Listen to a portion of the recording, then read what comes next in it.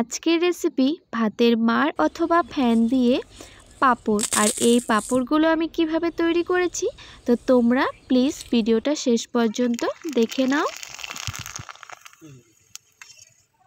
নমস্কার বন্ধুরা, মায়ের ছোট্ট রান্নাঘরে আপনাদের সকলকে স্বাগত জানাই।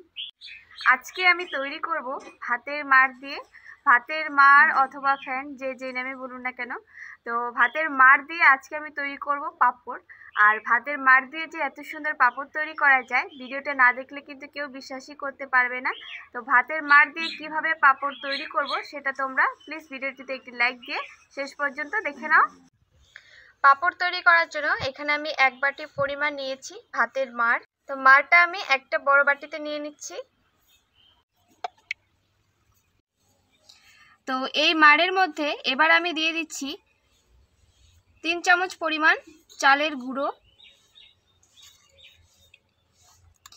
মাড়ের ঘনত্ব অনুযায়ী কিন্তু এই চালের গুঁড়ো অথবা ময়দাটা দেবে, যেহেতু আমার এখানে মাড়টা কিন্তু একদমই ঘন। আর 3 চামচ পরিমাণ দিয়ে দিচ্ছি ময়দা।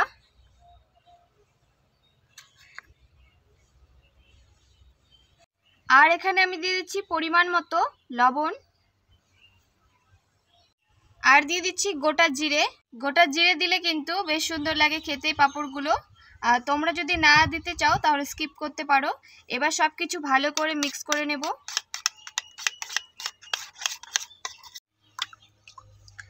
সব কিছু আমি কিন্তু ভালো করে মিক্স করে নিয়েছি। আর তোমরা ঘনত্বটা দেখে বুঝতেই পারছো, একদম কিন্তু পাতলা করেই গোলাতে হবে। তো এবার এর থেকে কিছুটা পরিমাণ আমি একটা বাটিতে আলাদা করে নিচ্ছি।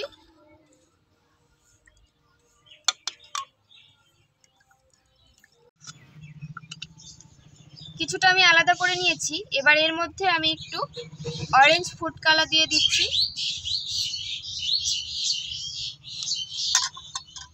এবার ভালো করে মিক্স করে নিচ্ছি।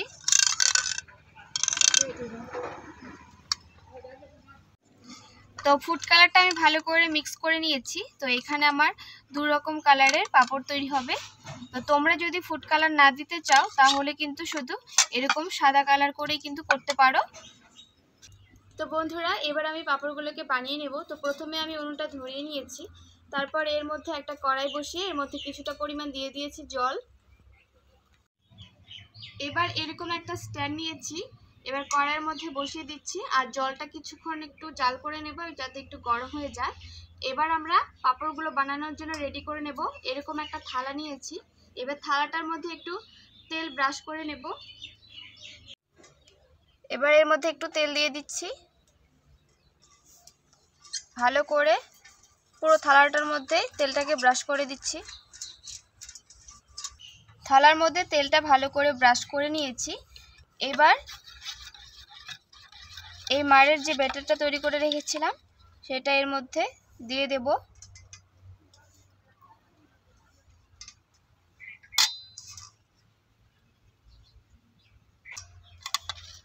আর একটু পরিমাণ দিতে হবে।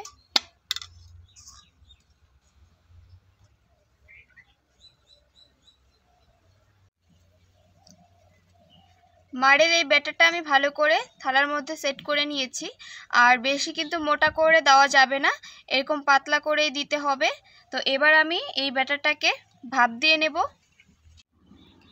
এবার এই থালাটা এই কড়াইয়ের স্ট্যান্ডের উপরে বসিয়ে দিচ্ছি। ভালো করে বসাতে হবে। এবার আমি একটা থালা দিয়ে ঢেকে দেব 30 সেকেন্ডের জন্য। 30 থেকে 40 সেকেন্ড মতো একটু ভাপ দিয়ে নিলেই কিন্তু হয়ে যাবে। তো বন্ধুরা, 40 সেকেন্ড মতো আমি ভাপিয়ে নিয়েছি।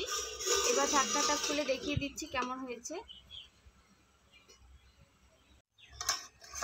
এবার উঠিয়ে নিচ্ছি।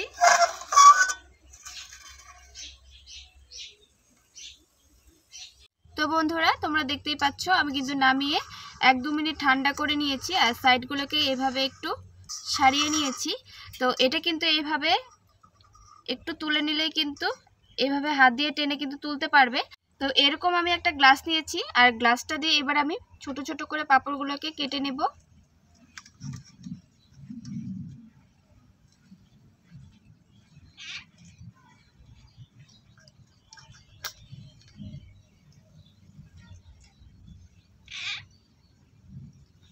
তো এখানে কিন্তু আমার 4টা হয়ে গেছে, আর সাইডগুলোকে আমি এইভাবে তুলে নিচ্ছি।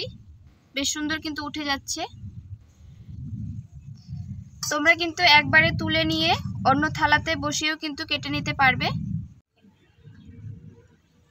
তো তোমরা দেখতেই পাচ্ছ কত সুন্দর কিন্তু উঠিয়ে নেওয়া যাচ্ছে।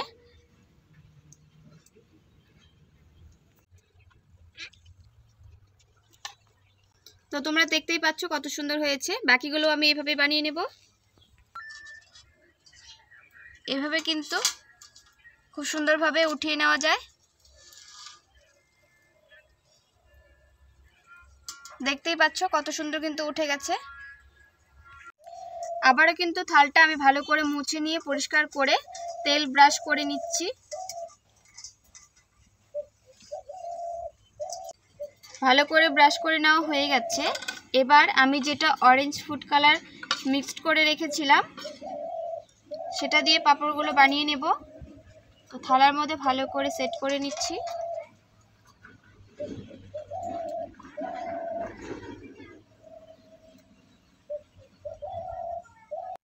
ভালো করে সেট করে নিয়েছি, এবার ভাপ দিয়ে নেব।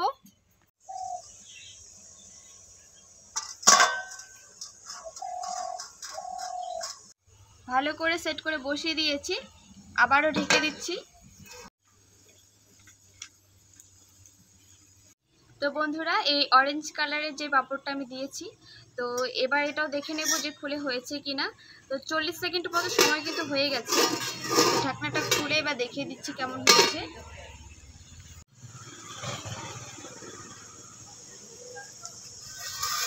তো ভাপানোটা কিন্তু হয়ে গেছে, এবার নামিয়ে নিচ্ছি। তোমরা কি করে বুঝবে যে ভাপানো হয়ে গেছে? তোমরা দেখবে যে হাত দিয়ে একটু এভাবে চেক করে দেখবে, যে হাতে যদি লেগে যায় তাহলে ভেবে নেবে যে হয়নি, আর কিছুক্ষণ ভাপাতে হবে। তো আমি কিন্তু চেক করে নিয়েছি, ঠিকঠাক আছে। তো নামিয়ে এবার আমি ঠান্ডা করে তারপর তোমাদের দেখাচ্ছি। তো বন্ধুরা, সাইডগুলো আমি আবারও ছুরি দিয়ে ছাড়িয়ে নিয়েছি, আর এরকম একটা গ্লাস নিয়েছি, আবারও কেটে নিচ্ছি।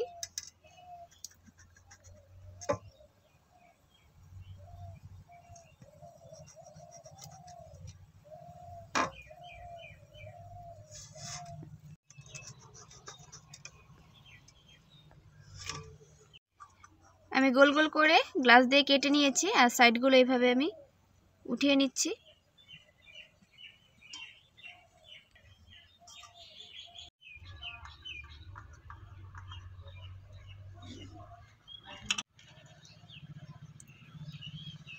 পাঁপড়টা কিন্তু আমি বেশ সুন্দরভাবে তুলে নিয়েছি।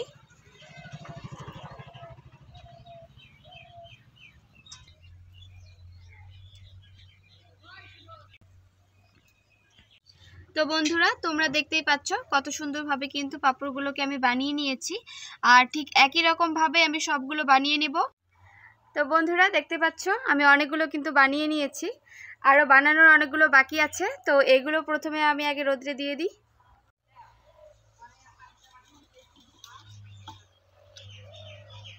তো বন্ধুরা, তোমরা দেখতেই পাচ্ছ আমি সবগুলো কিন্তু বানিয়ে নিয়েছি, আর দুটো প্লেটে এইভাবে সাজিয়ে রোদে, আর এটা কিন্তু অনেকক্ষণ আগে রোদে দিয়েছিলাম। দেখতে পাচ্ছ অনেকটা কিন্তু শুকিয়ে গেছে, আর উপরের দিকে উঠে আসছে। আর এই পাঁপড়গুলো শুকিয়ে যাওয়ার পর তোমাদেরকে ভেজে দেখাবো যে কতটা সুন্দর হয় এই পাঁপড়গুলো। আর সাইডের যে বাকি অংশগুলো আছে সেগুলো কিন্তু ফেলে দেওয়া দরকার নেই, সেগুলোও আমি রোদ্রে দিয়ে রেখেছি, তোমাদেরকে পরে দেখাবো যে কেমন হয়েছে। ওগুলো হয়তো দেখতে একটু অসুন্দর হবে, মানে দেখতে সুন্দর লাগবে না, কিন্তু খেতে কিন্তু একই রকম টেস্ট। তো চলো সবগুলোকে আগে রোদে দিয়ে দিই।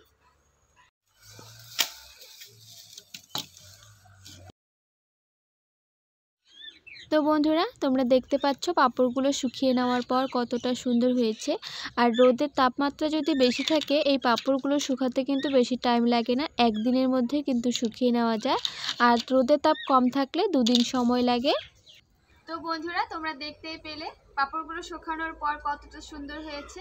তো এবার তোমাদেরকে ভেজে দেখাবো, আর এইদিকে কিন্তু আমি তেলটা গরমে বসিয়ে দিয়েছি। তো এবার তোমরা দেখতে থাকো পাঁপড়গুলো কত সুন্দর হয় ভাজার পর। তেলটা গরম হয়ে গেছে, আর তেলটাকে কিন্তু অতিরিক্ত গরম করবে না।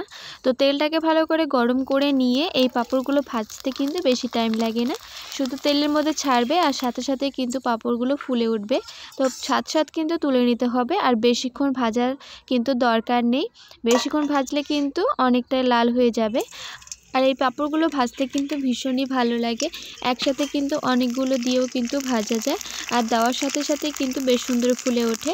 আর উনুনের আঁচটাকে কিন্তু একদমই লোতে রাখতে হবে। তোমরা গ্যাসে পাঁপড়গুলো ভাজো অথবা উনুনে, গ্যাসে ভাজলে কিন্তু একদম লোতে দিয়ে পাঁপড়গুলোকে ভাজবে, আর দেওয়ার সাথে কিন্তু পাঁপড়গুলো বেশ সুন্দর ফুলে ওঠে, আর সাথে সাথে কিন্তু উঠিয়ে নেবে। বেশিক্ষণ কিন্তু ভাজার কোনো প্রয়োজন নেই। এই পাঁপড়গুলো ভাজতে তো আমার কাছে ভীষণই ভালো লাগে, তোমরা একবার হলেও এইভাবে বানিয়ে দেখতে পারো। আর ভাজার পর কিন্তু সত্যি ভীষণই ভালো লাগে, দেখতে যেমন সুন্দর আর খেতে কিন্তু ভীষণই ভালো লাগে। একবার যদি তোমরা এভাবে বাড়িতে পাঁপড় বানিয়ে খেয়ে দেখো, তোমরা কিন্তু আর দোকান থেকে কখনো কিনতেই চাইবে না, এভাবেই কিন্তু বানিয়ে খেতে চাইবে। তো দেখতেই পাচ্ছ পাঁপড়গুলো কিন্তু কতটা সুন্দর হয় ভাজার পর, দেওয়ার সাথে কিন্তু ফুলে ওঠে। তো এবার সবগুলো কিন্তু আমি এভাবেই ভেজে নেব। দেখতেই পাচ্ছ কতটা সুন্দর হয়েছে। তো বন্ধুরা, সাইডের যে বাকি অংশগুলো ছিল সেগুলো আমি কিছু না ফেলে দিয়ে শুকিয়ে নিয়েছি। এবার তোমাদের এইগুলো ভেজে দেখাবো যে কেমন হয়।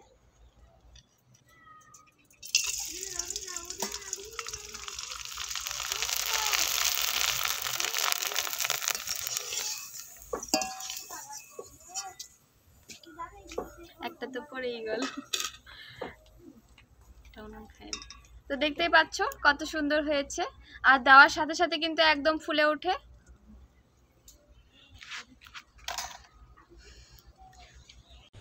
তো বন্ধুরা, এখানে আমি বেশ কয়েকটা পাঁপড় কিন্তু ভেজে নিয়েছি, আর এবার তোমাদের আমি একটু ভেঙে দেখাচ্ছি পাঁপড়গুলো কতটা মুচমুচে। আর তোমরা কিন্তু অবশ্যই বাড়িতে একবার হলো ট্রাই করবে, আর অবশ্যই কিন্তু আমাকে কমেন্ট করে জানাবে যে তোমাদের কাছে কেমন লেগেছে। আর আমার চ্যানেলে নতুন বন্ধুরা এসে থাকলে অবশ্যই কিন্তু প্লিজ আমার চ্যানেলটাকে সাবস্ক্রাইব করে আমার পাশে থেকো।